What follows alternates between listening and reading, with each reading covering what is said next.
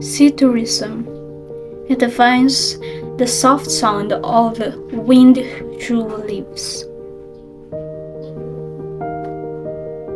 Nang ilaga ko ang aking mga pakpak sa sanga ng di makilalang hiyas, may tinig na kay timyas.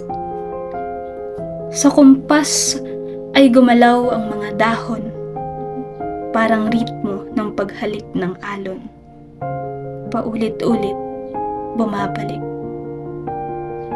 May liriko itong awit ng hangin na siyang tugon sa dalangin at pinupulong sa akin. Lumipad ka ng malaya na walang pagdududa, na may tapang ang mga mata. Tanawin mo ang bukas na wala ka sa lilim ng rehas, na hindi ka na magpupumiglas. At sa pagbabago ng iyong paligid, matatanto mong masarap ang umibig, ang huminga na may gaan ang dibdib.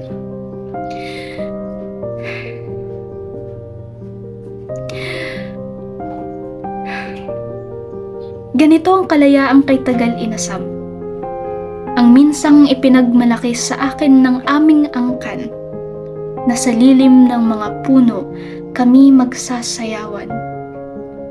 At sa awit ni Makiling, sabay naming bibigkasin ng kalayaan namin.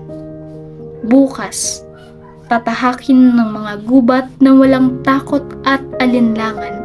Sa mga susunod na araw, ipapasa natin ang himig nitong awitin. At lahat sa kahapon, sabay nating babalik tanawin.